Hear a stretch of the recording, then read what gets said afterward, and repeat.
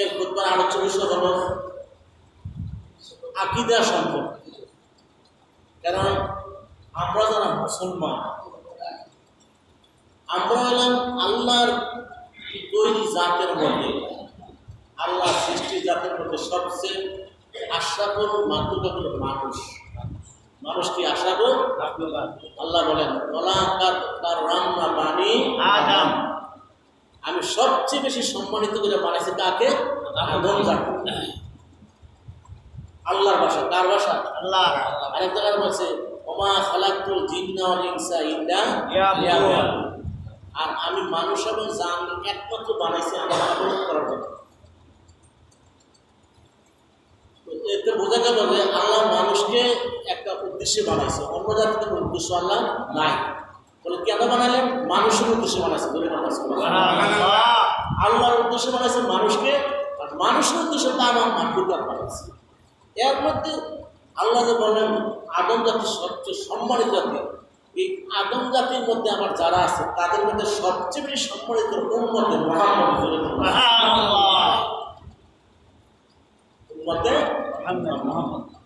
উম্মতে মুহাম্মাদই যেহেতু সর্বশ্রেষ্ঠ জাতির মধ্যে জাতি, আল্লাহর কাছে পীর মধ্যে সবচেয়ে প্রিয় বান্দা আমার নবীর উম্মত।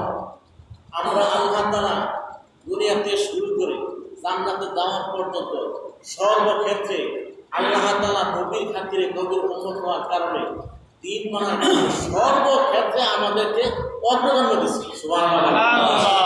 কি দিছে? অগ্রগণ্য দিচ্ছে। এই হিসাবে আমরা মুসলমান হইতে হবে একদম পিওর মুসলমান। কি হইতে হবে? আমাদের মধ্যে কোনো রোগ ত্রুটি দোষ, বিশেষ করে আকীদা একটা বিষয় হল আকীদা আপনার আমল কবুল হওয়ার শর্ত হলো আকীদা। আমল কবুল হওয়ার শর্ত কি? আকীদা। যে আয়াত আমি বললাম, আল্লাহ বলতেছেন ইয়া আইয়ুহাল্লাযীনা আমানু, ও বিশ্বাসী যারা আমার বান্দা, উদখুলু ফিস সিলমি কাফা, তোমরা পরিপূর্ণভাবে ইসলামে প্রবেশ করো। এখানে একটা কথা বুঝছেন, আমরা তো মুমিন, আমরা কি মুমিন, আমরা তো ইসলাম মানে। এরপর আল্লাহ কয় তোমরা পরিপূর্ণ ইসলামে প্রবেশ করো। সুবহানাল্লাহ। কথার মধ্যে এক কথা আসেনি? ইমানদার বলতেছে যে তোমরা কি করো? পরিপূর্ণভাবে ইসলামে প্রবেশ করো। শয়তানের অনুসরণ করো না, সে তোমার প্রকাশ্য দুশমন। কার কথা এটা? আচ্ছা, এই পর্যন্ত এখানে তো আসেনি, শয়তান দেখছেন। এখন আমি যদি মনে করেন দেবিদার থাকি, আমি একটা মেলে মেলে যে মানুষ দেখছে, এটা কি গ্রহণযোগ্য হইব? আমি তো প্রকাশ নাই, কি নাই? আমি গোপন, এই আপনারা এই মেলের থেকে। শয়তান তো আমরা দেখলাম না, আল্লাহ প্রকাশ্য। মুবাশশিরা বলতেছে কি জানেন? মুবাশশিরা বলতেছে একটা মানুষ প্রকাশ্যে অর্থাৎ যত ক্ষতি করতে পারে, শয়তান গোপন থেকে তার চেয়ে 1000 গুণ বেশি ক্ষতি করতে পারে। কারণ শয়তানের কাজ হইল আমরা আখিরাতে বরবাদ করে দেওয়া, আর একটা মুমিনের সবচেয়ে মকসুদ হল আখিরাত। দুনিয়া কিছু না, সুবহানাল্লাহ, দুনিয়া কিছুই না। এই জন্য আকীদা যদি আপনার শুদ্ধ না হয়, আকীদা যদি আপনার ত্রুটি থাকে, সারা জীবন আমল করলেন কিন্তু শেষ মতো লিপ্ত হচ্ছে কিয়ামতের মাঠে অর্থ হবে। ঠিক কিনা? এই জন্য আকীদাকে শুদ্ধ করতেই হবে। দেখেন, আমি যে হাদিসটা আপনাদের কাছে পড়ছি, এই হাদিসটা রাসূল বলতেছে যে ওয়া ইন্না বনি ইসরাঈল তাফাররাকাত আলা সিদ্দাইন ওয়া সাবিনা বিল্লাহ, বনি ইসরাঈল ছিল 72 দল। কয় দল? ও তাফতারিকু উম্মতি আলা সালাসিনা ওয়া সাবিনা বিল্লাহ, আর আমার উম্মতের মধ্যে 73 দল। কয় দল? 73। এরপর কুল্লু ফিন নার। কত বড় কথা! ও সব যে আমার উম্মত কে কথা খেয়াল করেন, আমার উম্মত 73 দল, আমার উম্মতের মধ্যে সব জাহান্নাম। নাউযুবিল্লাহ বলেন ইল্লা মিল্লাত ওয়াহিদা, শুধু একটা দল জান্নাত। সাহাবারা দল, কারণ নবীজি আলোচনা করে সাহাবারা শুনতেছে, আলু মান ইয়া রাসূলুল্লাহ সাল্লাল্লাহু আলাইহি ওয়াসাল্লাম, হুজুর এই দলটা কারা?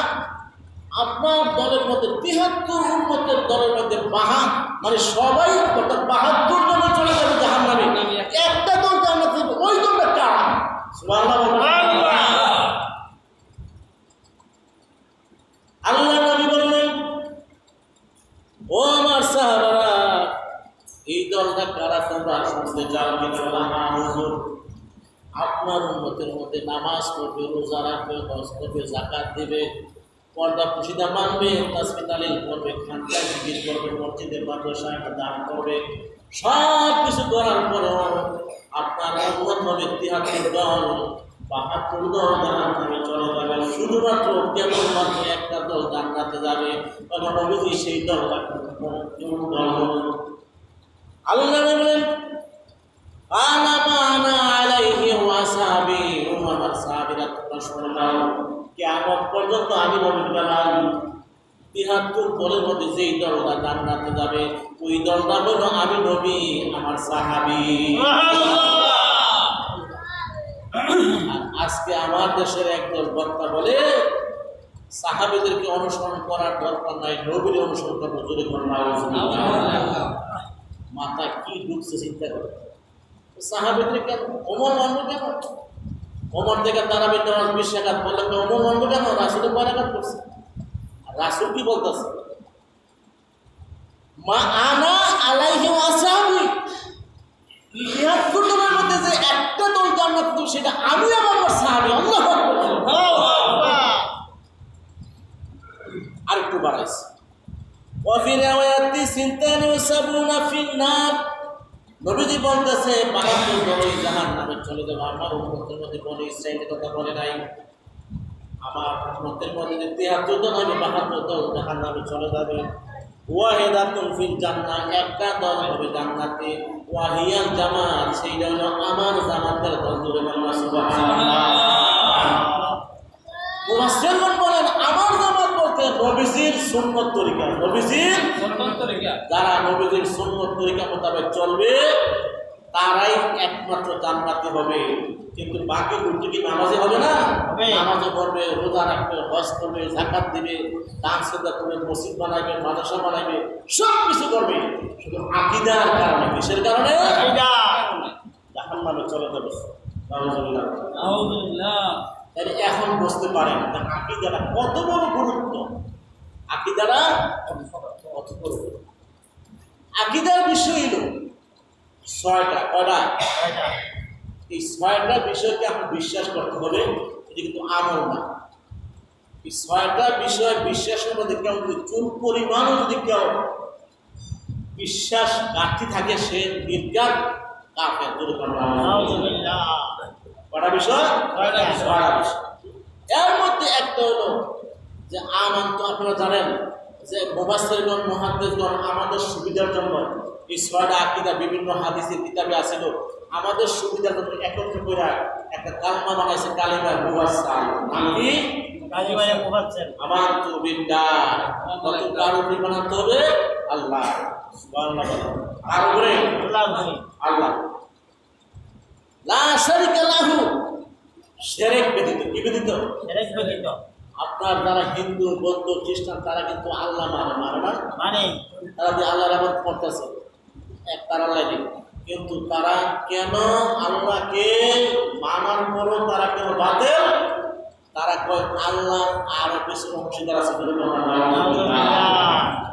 কিন্তু আমরা মানি কি আল্লাহ এক, তার কোনো দ্বিতীয় নাই। আমানতু বিল্লাহি ওয়া মালাইকাতিহি। ২ নম্বর হলো আল্লাহর ফেরেশতাগণকে আপনি বিশ্বাস করতে হবে। আপনি দেখবেন না, দেখা যাবে না, যাবে না। আমার ছাত্র জীবনে এক করে আমাদের দাওয়াত দিয়ে দিয়েছে। আমি তো খুব সম্ভব আলেমে পড়ি অথবা রাজধানী পড়ি। আমি ঘরে একটা ছবি দেখলাম, ছবি আমি বললাম এই ছবিগুলি যে আপনারা ঘরে রাখছেন ফেরেশতাদের লোকেরা, এরা আমার কি উন্নত বানিয়ে দেখবে ফেরেশতা আমার ঘর লাগবে না। নাউযুবিল্লাহ বলা।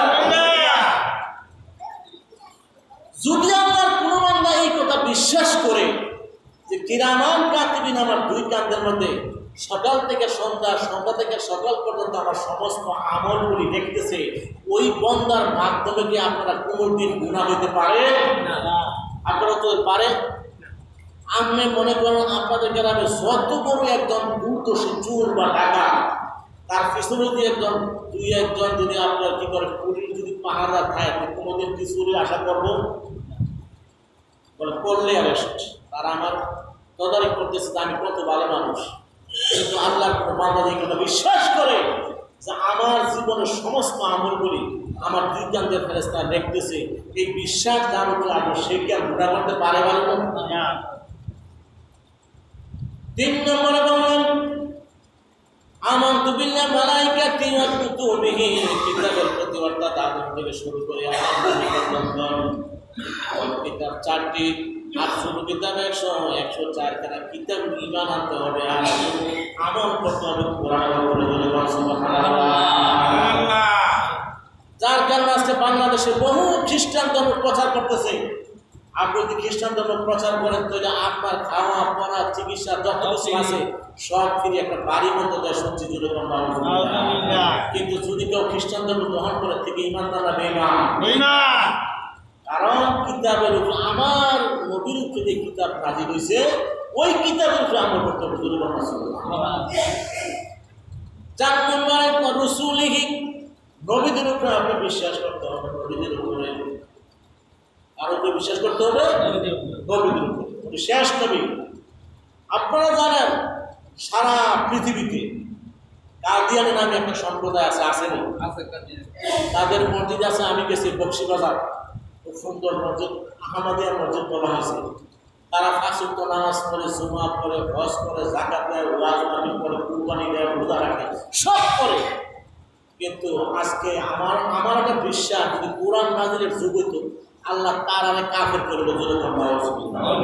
যদি কোরআন নাজিলের যুগ নাই, এখন সারা পৃথিবীর যত মুহাদ্দিসগণ, মুফতিগণ, মুফাসসিরগণ, যারা সজ্ঞানী মানুষ, তারা জ্ঞান রাখে, সবার মত একমত তারা কাফের। ঠিক কিনা বলেন? কারণ কি?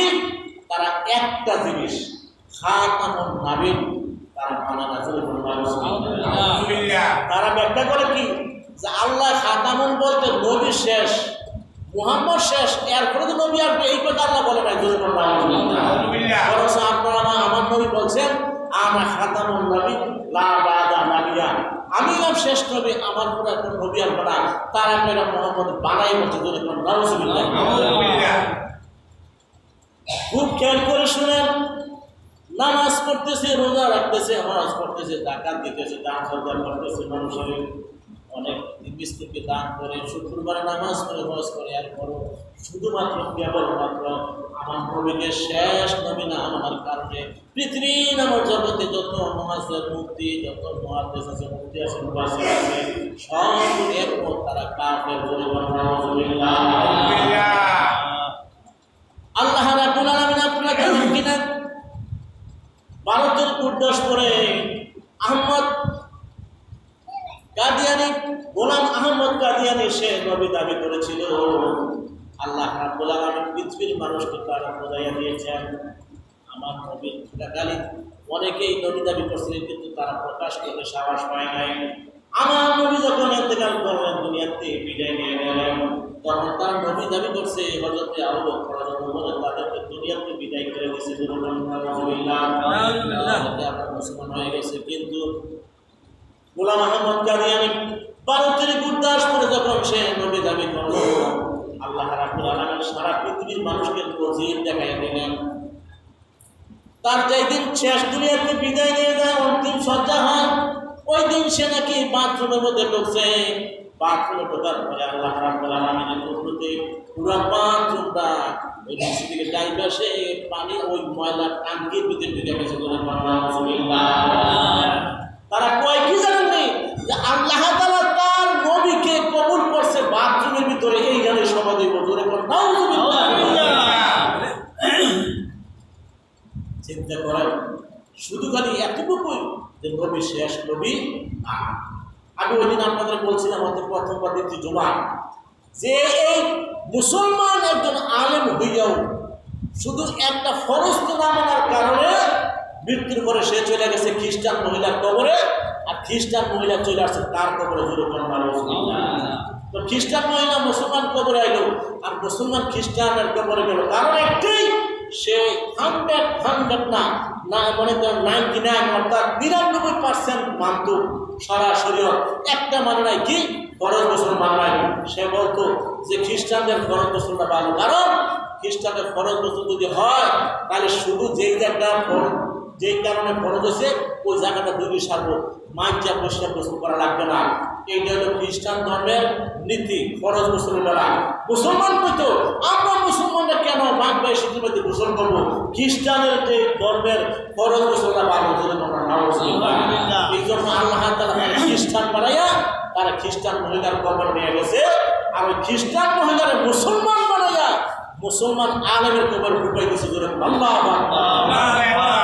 মুসলমান ওই যে খ্রিস্টান মহিলা, ওই খ্রিস্টান মহিলা বলতো মুসলমানের যে ফরজ গোসলটা এটা সবচেয়ে উত্তম একটা পন্থা, কারণ গোসল ফরজ হলে শরীরটা মাজ্জা বৈশা সুন্দর করে গোসল করলে শরীরটা পাতলা পাতলা হয়।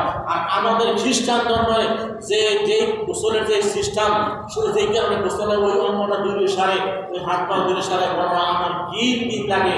আল্লাহ ও আমার বান্দি, আমার শরীয়তের একটা ফরজকে তুই আজকে মূল্যায়ন করার কারণে আমি তোরে মুসলমান বানাইয়া মুসলমানের কবর ঢুকাই দিচ্ছি। চিন্তা করেন আকীদা কেমন জিনিস।